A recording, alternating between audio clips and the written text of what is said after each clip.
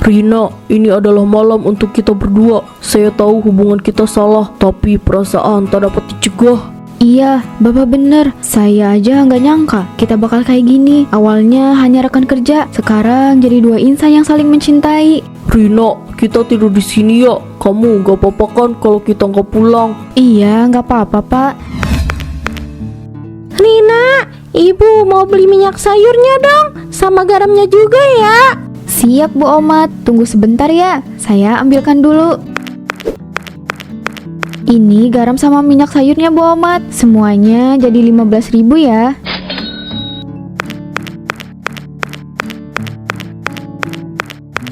Neng Rina cantik, Bapak beli rokok 1 bungkus ya, sama telurnya 1 kilo. Tolong secepatnya ya Neng Rina. Kiu. Tunggu sebentar ya, Pak Eko. Saya ambilkan dulu.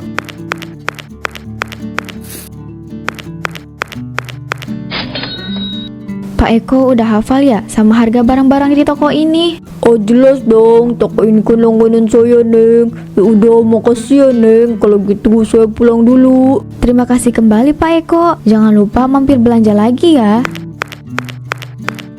Hari ini lebih ramai dari sebelumnya. Capek sih, tapi ya mau gimana lagi. Ini adalah pekerjaan aku dan sudah seharusnya seperti ini. Rina, hari ini kamu pasti capek sekali ya. Soalnya tadi saya lihat pelanggan makin banyak aja tuh. Iya, Pak. Hari ini juga kita lebih banyak dapat uang dari sebelumnya. Saya emang ngerasa capek, tapi seru juga kalau dapat uang banyak mah. Hehehe. Bagus, ini juga karena kamu yang jaga. Makanya pembeli makin banyak. Bukan, Pak. Mungkin aja ini karena harga barangnya murah aja. Makanya mereka datang ramai ke toko Bapak. Hahaha, iya. Ya udah, kamu lanjut makan siang aja ya. Setelah itu kerja lagi. Nanti malam kita jalan-jalan. Saya pengen ajak kamu ke suatu tempat. Perasaan apa ini? Kenapa aku selalu luluh dengan perkataan atau tindakan yang dilakukan bos kepadaku?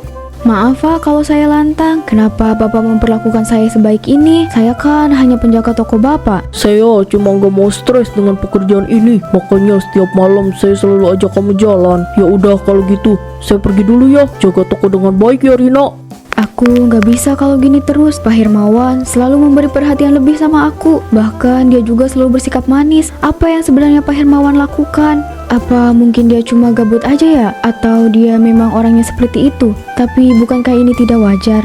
Karina, aku mau beli sabun mandi. Karina, beli. Iya, tunggu sebentar ya. Kakak ke situ sekarang juga. Suasana kafe yang ramai diisi dengan alunan lagu yang santai. Keadaan kafe yang sangat mewah dengan pemandangan gedung tinggi dan lampu-lampu berwarna yang sangat indah. Bagaimana menurut kamu? Pemandangannya indah gak? Saya sengaja pilih kafe ini untuk kita bersantai. Iya, pemandangan kafe ini indah banget. Mungkin karena adanya gedung-gedung tinggi dan lampu yang berwarna.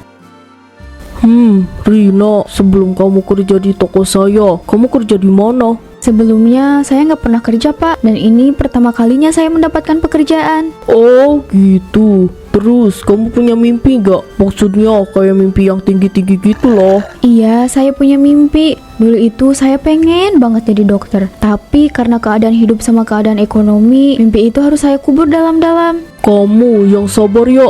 Siapa tahu kamu bisa mencapai mimpi itu di lain waktu. Saya juga dulu itu gak kayak sekarang.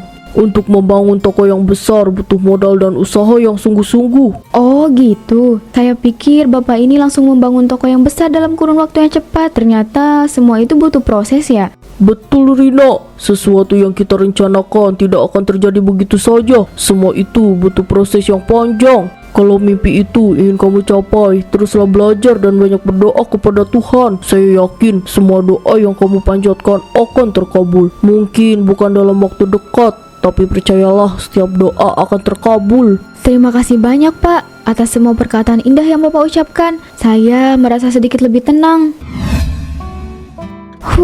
Aku capek banget. Tapi kalau nggak kerja, mau jajan pakai apa? Kalau minta sama orang tua kan malu ya. Mana udah gede lagi. Hahaha. Selamat pagi Neng Rina. Aduh, pagi-pagi udah buka aja Neng. Semangat banget ya. Udah cantik, rajin lagi.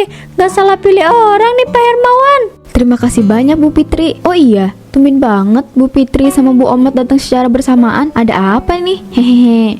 Biasalah Neng, kita berdua kan besti. Kalau kemana-mana udah pasti harus berdua dong. Ada Pak Bos, tumben banget pagi-pagi udah ada di toko. Mana bawa martabak banyak banget lagi. Buat siapa Pak?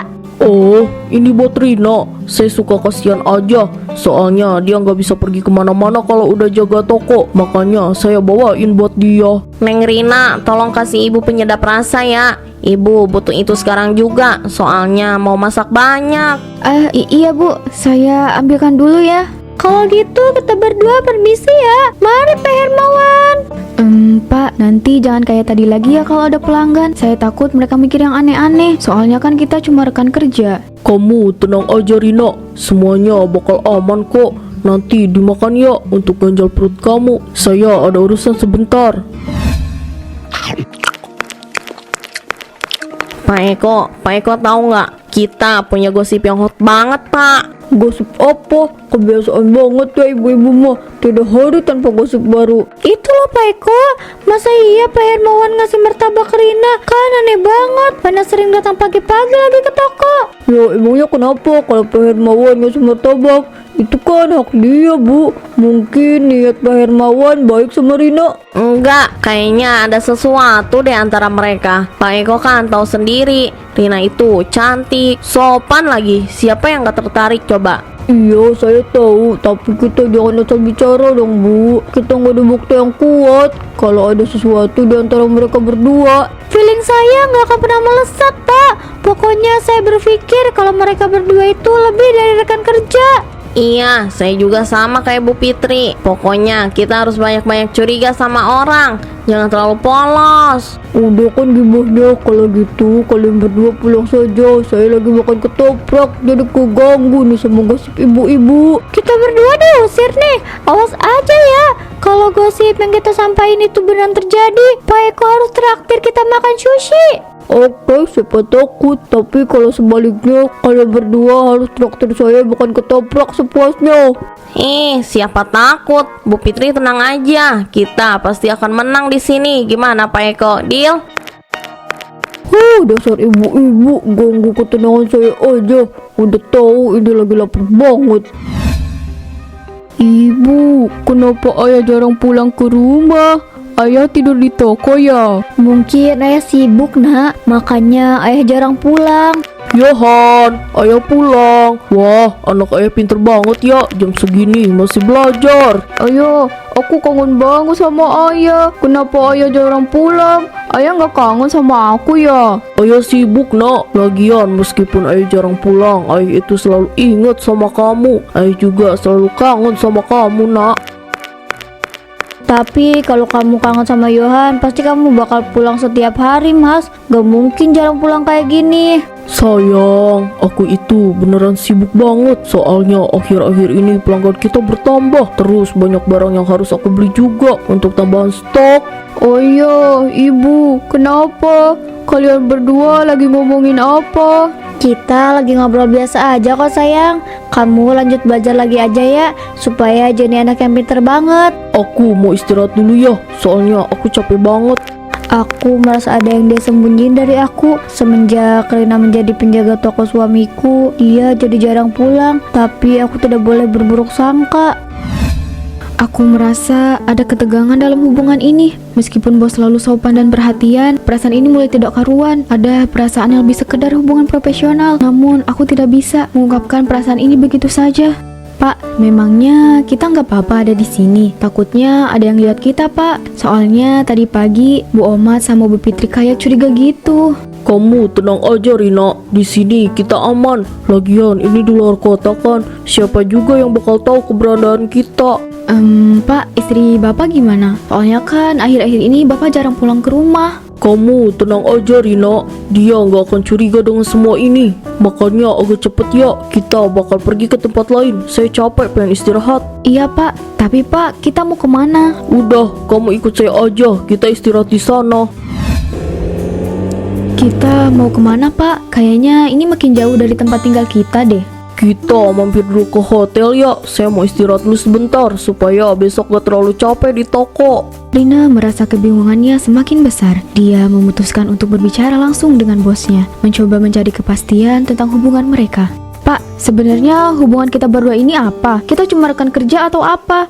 Bukannya ini terlalu jauh ya?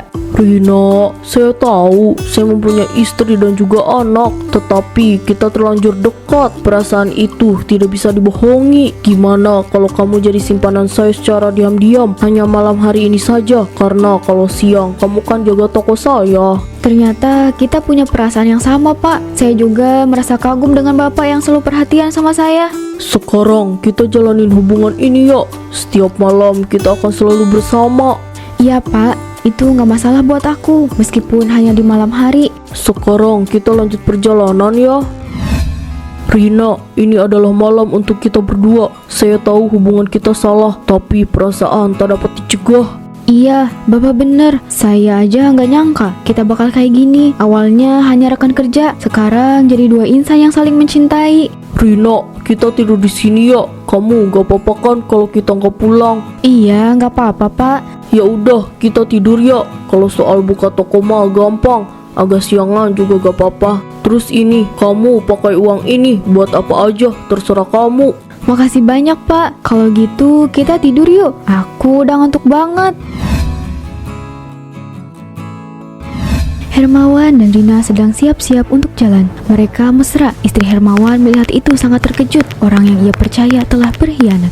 Oh, jadi ini alasan sebenarnya kenapa kamu jarang pulang ke rumah. Karena penjaga toko kita. Hahaha, aku nggak pernah nyangka sama kamu, Mas. Sayang, kenapa kamu bisa datang ke sini? Mana Yohan? Kenapa kamu gak bawa dia? Jangan pura-pura peduli sama anak aku. Kamu nggak pantas buat dipanggil ayah sama Yohan.